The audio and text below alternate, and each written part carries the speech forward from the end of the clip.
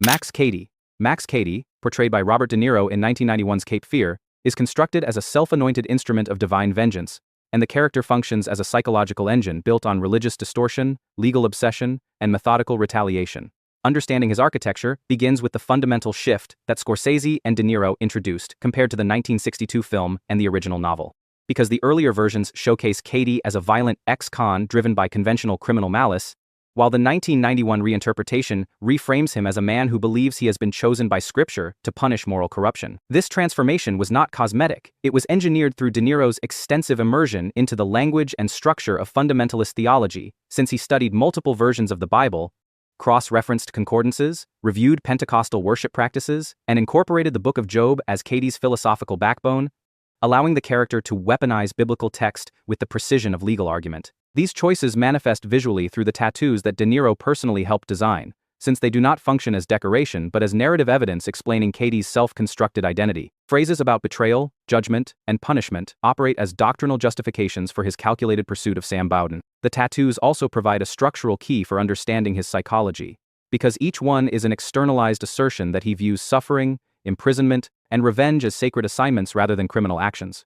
Cady's most famous sequence, the confrontation on the houseboat during the storm, demonstrates how the character's theological framework dictates his behavior.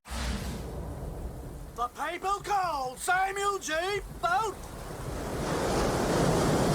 His monologues reference covenant, persecution, and accountability, all delivered with courtroom precision, because Cady spent years in prison, educating himself in law, learning to file briefs, mastering appeals, procedures, and shaping his vendetta through legal vocabulary. His ability to argue doctrine while committing violence reveals the film's central tension. A man who believes righteousness can coexist with brutality if he frames both as divine obligation. One unexpected detail about De Niro's preparation is that he insisted on having a dentist grind down his teeth to create a more predatory grin, a physical alteration that reinforced the character's self-fashioned identity as a relentless, scripture-fueled avenger. Bill the Butcher Cutting. Bill the Butcher Cutting, played by the incomparable Daniel Day-Lewis in Gangs of New York, emerges as a theatrical predator whose power derives from ritualized violence, nativist ideology, and an unbroken performance of dominance. His architecture begins with the film's deliberate divergence from historical reality, because the real William Poole died in 1855, yet Scorsese prolongs the character's life into the early 1860s to transform him into a symbolic remnant of pre-Civil War xenophobia. This extension allows Bill to function not as a biography but as an embodiment of a dying political worldview, positioned at the center of the 5 points as both judge and executioner. The defining feature of Bill's psychology is his ceremonial approach to brutality. Every gesture, every speech, and every act of violence is framed as performance, reinforcing the idea that power in the 5 points is theatrical as much as physical. His signature moment, the public demonstration where he slams his cleaver into the wooden stage while lecturing Amsterdam Valen, crystallizes this principle. What'll it be then? Rib or chop? Loin or shank?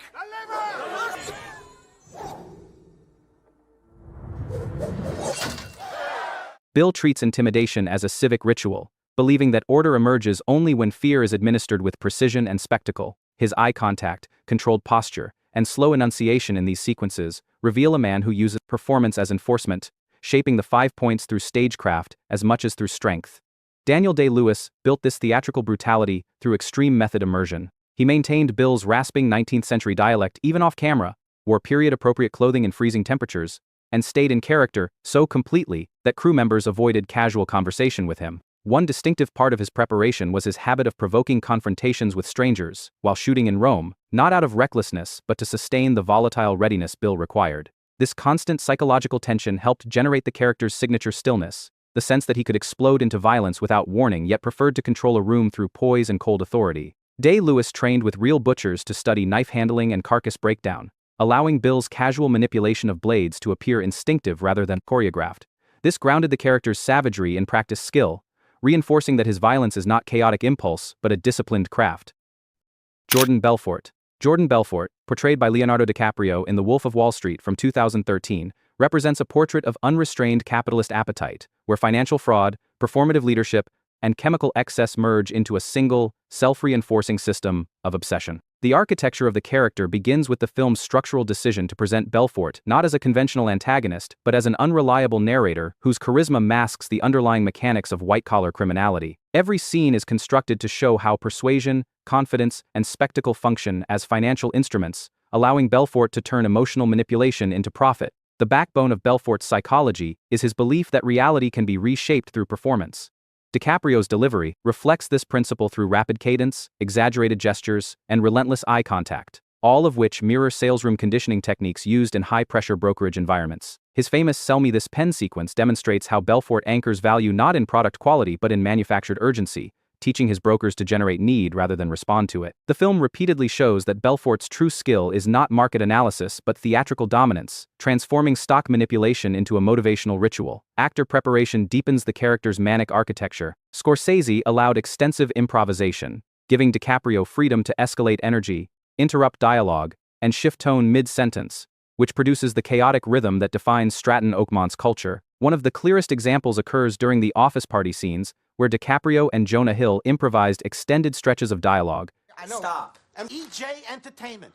What the fuck is EJ Entertainment?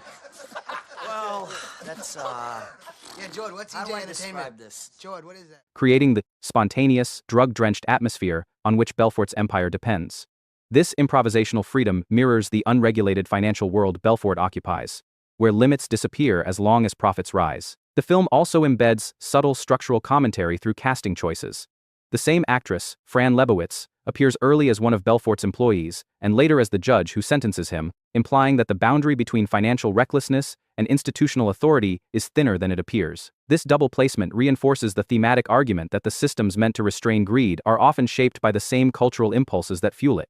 A surprising detail behind the performance is that DiCaprio choreographed the exaggerated quaalude crawl sequence only after reviewing actual medical descriptions of motor impairment, ensuring the scene's physical comedy was grounded in accurate neurological detail rather than slapstick instinct. Sam, Ace Rothstein. Sam Ace Rothstein, played by Robert De Niro in 1995's Casino, functions as an administrator of controlled chaos, a man who believes that precision, calculation, and immaculate order can tame a city built on corruption. The architecture of Ace's character begins with his foundational skill set. He is not a traditional gangster but a numbers savant whose entire worldview is based on predictability, pattern recognition, and probability. Scorsese frames him as the analytical counterpart to the film's volatile forces, using Ace's meticulous routines to illustrate how Las Vegas once functioned as a fine-tuned machine for organized crime. Ace's psychology is defined by his pursuit of absolute control. His morning ritual, where he checks the casino floor, inspects dealers, monitors dice, and evaluates service, reveals a man who believes that the smallest deviation can unravel an entire system. His commentary on cheating methods, weight, distributions in dice, and comp calculations provides insight into the mathematical logic that governs his decisions. This obsessive oversight is not vanity, it reflects Ace's belief that discipline and precision stand as the only defenses against betrayal and collapse. The film's central tension emerges when Ace's controlled environment clashes with the unpredictability of Ginger McKenna. Can I trust you? Answer me, can I trust you? I can trust you. Good, so then you can tell me what the money is for. And the explosive brutality of Nicky Santoro. Ginger disrupts Ace's emotional stability, and Nicky disrupts his operational stability. Their presence introduces variables Ace cannot quantify, proving that even the most calculated systems fail when emotional entanglements and criminal volatility enter the equation. The film's cornfield beating sequence, which fictionalizes the real-life deaths of Anthony and Michael Spilotro, distills this collapse into a single image. The city of manufactured order replaced by raw, unfiltered violence. De Niro constructed Ace through restrained physicality. He minimized hand gestures, kept his posture rigid, and delivered dialogue with controlled cadence to reflect a man who processes information faster than he expresses it. He also learned the mechanics of bookmaking and casino operations to ensure Ace's explanations of odds, skimming procedures, and gaming regulations sounded instinctive rather than rehearsed. Scorsese cast Ace's real-life lawyer, Oscar Goodman, to play himself during the gaming commission hearing. This blurs the line between fiction and history, reinforcing Ace's role as both participant in and observer of the machinery of Las Vegas. Alice Hyatt. Alice Hyatt, played by Ellen Burstyn in Alice Doesn't Live Here Anymore, embodies a portrait of female self-determination built through economic vulnerability, personal loss, and artistic aspiration. Her architecture begins with the film's unusual position in Scorsese's career, because it is his only feature centered entirely on a woman's interior life. Alice's journey is shaped by the tension between survival and self-expression, and the film dismantles the assumption that a domestic role automatically defines a woman's identity. Her early scenes establish this through deliberate contrast. The cramped Arizona home, the financial dependence on her husband, and her recurring recollections of singing as a child. These elements form the scaffolding of Alice's central conflict, because her dream of becoming a professional singer never disappeared. It was only suppressed by routine, marriage, and economic necessity. When Alice becomes a widow, her story transitions into a road movie structure defined by momentum and instability. Every stop along her journey, from the motel rooms to the dusty lounge gigs to the chaotic diner where she ultimately works, reflects a stage of her reconstruction. The film uses these shifting environments to show how aspiration is reshaped by circumstance. Alice's encounters with exploitative men, inconsistent income, and maternal responsibility illustrate the volatility that accompanies attempts at reinvention. Yet each setback reinforces her emotional architecture. She learns to assert boundaries, negotiate pay, and evaluate relationships through self-worth rather than desperation. Ellen Burstyn's preparation fundamentally shaped this character. She refused to be dubbed and spent 6 months training in piano and vocal performance, grounding Alice's musical ambitions in authentic imperfection. Burstyn also exercised creative authority behind the scenes, hiring women for key production roles, and using videotaped improvisations to rebuild dialogue with Scorsese and screenwriter Robert Getchell.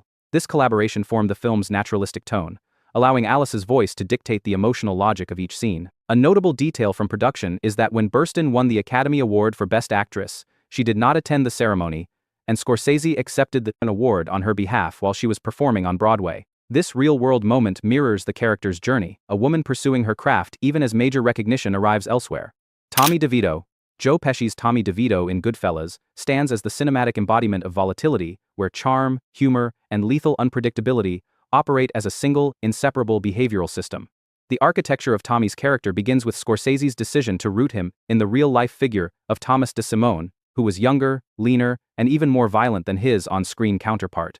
By reframing this historical presence into a compact, fast-talking firebrand, the film creates a character whose physical smallness amplifies the intensity of his aggression, turning every scene involving Tommy into a pressure chamber where tone can shift from playful to deadly in a single breath. Tommy's psychology is defined by compulsive dominance. He does not merely react to disrespect, he hunts for it in casual conversation. Probing for perceived slights, he can escalate into violence. His interactions with the crew function as a constant negotiation of status, and his humor serves as a trap rather than a relief valve.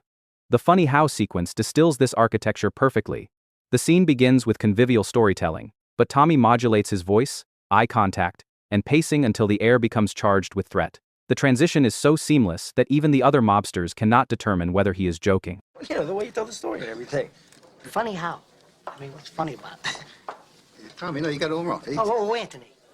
He's a big boy. He knows what he said. What'd you say? You're right. Funny how? This ambiguity reveals the core of Tommy's character. Unpredictability is his primary weapon, and fear is the framework through which he maintains control. Pesci built this volatility through improvisation and immersion. The entire funny how exchange originated from an anecdote Pesci once witnessed, and he and Scorsese developed the moment in rehearsal before integrating it into the final script. The result is a performance that exhibits spontaneous rhythm rather than planned escalation. Pesci also adopted DeSimone's compulsive energy, altering his posture, gait, and breathing patterns to embody constant readiness for confrontation. A detail that deepens the character's tragic dimension is the manner of Tommy's death. In real life, DeSimone vanished without a confirmed body, but in the film, Tommy's execution is framed as a sudden reversal of fate, echoing the same unpredictability he imposed on others. His final moment, where he realizes he is being killed instead of made, becomes the only time the character experiences the shock he so frequently inflicted. Billy Costigan Jr. Billy Costigan, portrayed by Leonardo DiCaprio in The Departed, is designed as a man shaped for fragmentation, a character whose entire psychological structure is molded by dual identity, institutional betrayal, and the corrosive pressure of prolonged undercover immersion. The architecture of Billy's character begins with the film's decision to adapt the Hong Kong crime thriller Infernal Affairs into the socio-political landscape of Boston, where organized crime, law enforcement, and neighborhood loyalty are intertwined.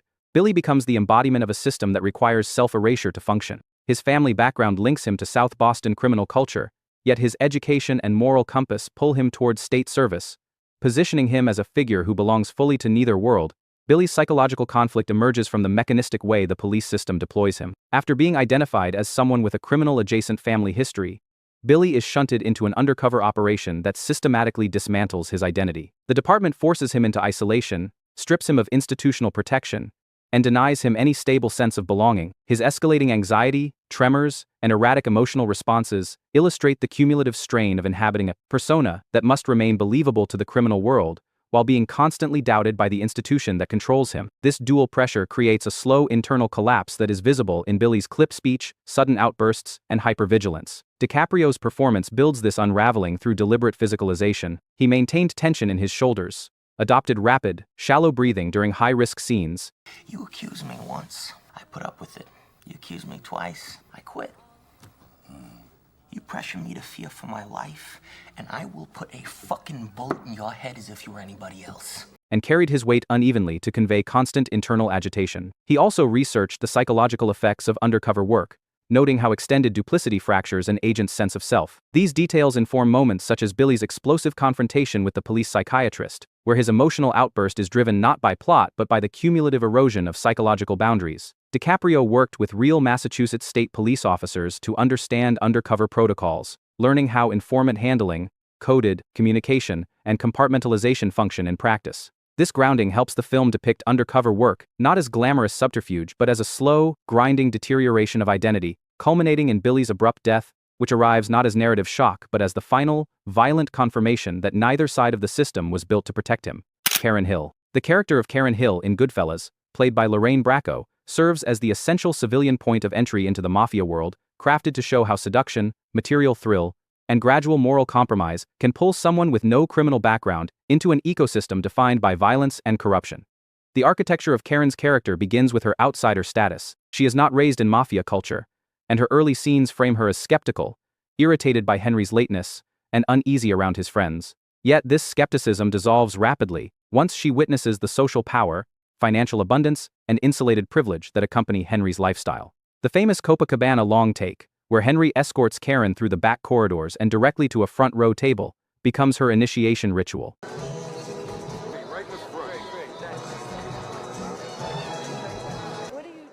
The camera's fluid motion mirrors her psychological shift, illustrating how seamless luxury overrides instinctive caution. Karen's psychology is defined by emotional rationalization. She experiences revulsion when Henry hands her a bloody gun wrapped in a towel, yet she immediately reframes the moment as evidence of trust, asking herself why she is not more frightened. This self-negotiation reveals the core mechanism of her moral descent. Each new atrocity is buffered by affection, wealth, or perceived loyalty. Her narration provides the audience with an internal logic, explaining how danger becomes normal, how violence becomes background noise, and how infidelity becomes tolerable when balanced against status and security. This perspective transforms Karen from a passive spouse into an active participant, someone who hides weapons, manages household panic, and confronts Henry's mistresses with violent intensity. Bracco built Karen's emotional volatility through research and rigorous attention to perspective. She frequently consulted with the real Karen Hill, studying her speech cadence, emotional triggers, and recollections of mafia domestic life. Bracco insisted on capturing the mix of fear and exhilaration, using abrupt tonal shifts to reflect Karen's unstable reality. Her performance in the cocaine-fueled paranoia sequence, where she drives through suburban streets while helicopters circle above, is grounded in real symptomatic behaviors she studied, including hyperfocus, rapid breathing, and fragmented speech. Scorsese encouraged Bracco to improvise moments of confrontation, including the scene where Karen holds a gun to Henry's face while he wakes up. This spontaneity injects genuine unpredictability into their dynamic, emphasizing that Karen is not simply observing the criminal world but has internalized its volatility. Jesus Christ, portrayed by Willem Dafoe in The Last Temptation of Christ from 1988, appears as a figure defined by interior conflict rather than untouchable divinity, a character developed to explore the psychological weight of spiritual responsibility through doubt, fear, desire, and moral uncertainty.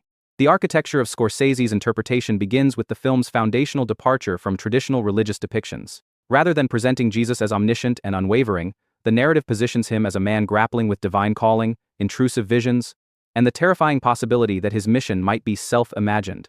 This humanization creates a version of Jesus whose spiritual growth is a continual negotiation between individual longing and cosmic obligation. The psychological framework of this Jesus is built around dual identity. He experiences divinity not as calm revelation but as torment, hearing voices, enduring seizures, and confronting visions that blur the boundary between spiritual truth and hallucination. Dafoe's performance emphasizes this through tense posture, trembling hands, and a voice that wavers between vulnerability and conviction. These physical choices anchor the character's supernatural experiences in tangible human responses, reinforcing that the film's Jesus is not a figure who floats above humanity but one immersed in its frailty. His interactions with Judas, Mary Magdalene, and the disciples show a man who fears failure, questions divine intent, and longs for a life defined by ordinary emotional bonds. The most defining structural element is the last temptation sequence, a radical reinterpretation in which Jesus imagines an alternate life where he avoids crucifixion. The vision unfolds as a domestic existence, marriage to Mary Magdalene, family, life, aging, and eventual intimacy with Martha after Mary's death. These images are not framed as sin for shock value but as the ultimate emotional seduction, the possibility of escaping suffering for love and normality. The power of the sequence lies in presenting temptation not as material greed or bodily desire but as relief, tenderness, and the comfort of being human. When Jesus ultimately rejects the vision and accepts crucifixion, Welcome me home. I want to be your son. I want to pay the price. I want to be crucified and rise again. the moment reflects a character who chooses divine purpose over personal longing only after fully understanding what he is surrendering. A distinctive detail is that Dafoe spent extensive time discussing the psychological dimensions of spiritual calling with theologians and clergy before filming, grounding his portrayal in human emotional experience rather than stylized religious iconography. This preparation allowed him to depict Jesus's internal struggle with a level of immediacy that aligns with the film's emphasis on spiritual conflict rather than supernatural certainty. William Hale, Robert De Niro's William Hale in Killers of the Flower Moon, exists as a paternalistic predator, a man who cloaks calculated exploitation in the language of friendship, charity, and tribal loyalty. The architecture of Hale's character begins with the film's decision to portray him not as a stereotypical outlaw but as a community leader whose influence is built through strategic generosity. He donates money, offers guidance, speaks the Osage language, and positions himself as a trusted intermediary between the Osage Nation and white institutions. This facade of benevolence forms the structural framework that allows his crimes to function undetected, because his violence is administered not through overt brutality but through manipulation disguised as protection. Hale's psychology is defined by a chilling blend of entitlement and paternalism. He believes that his proximity to the Osage grants him moral ownership over their wealth, land, and even their lives. His manner of speaking, measured, gentle, and laced with terms of endearment, serves as a mask for a worldview in which murder is simply a means of estate management. The power of De Niro's performance lies in this contrast. His soft tone and calm demeanor make his orchestration of killings feel even more unsettling because the character views each death not as an act of cruelty but as a strategic adjustment to a financial system he believes he deserves to control. Scorsese amplifies this architecture by altering historical details. The real William Hale was considerably younger during the Osage murders, but casting De Niro adds generational weight, emphasizing Hale's status as a patriarch whose age grants him undeserved moral authority. The film also invents a crucial prison confrontation between Hale and Ernest Burkhart following the death of Ernest's child. This scene provides emotional clarity, condensing historical complexities into a personal rupture that reveals Hale's absolute refusal to acknowledge wrongdoing, even when confronted by family betrayal. I'll testify. Sure you want to do that? Yeah. Well, I have to. De Niro built Hale's persona through meticulous study of period speech patterns, adopting a slow, confident drawl that communicates unwavering self-assurance. He modeled Hale's posture on photographs of early 20th century cattlemen, using stillness and minimal gesture to convey unshakable certainty. These physical choices create a character who never raises his voice because he never needs to. His power is already assumed. A little-known detail is that Hale was eventually imprisoned under the supervision of Tom White, the former Bureau of Investigation agent who exposed his crimes. This ironic reversal, being placed under the authority of the man who unraveled his empire, underscores the character's thematic function. A predator who hid behind paternalism until the structure he built collapsed under the weight of its own corruption. If this breakdown hit the spot, the video on your screen takes it even further, so go watch it right now.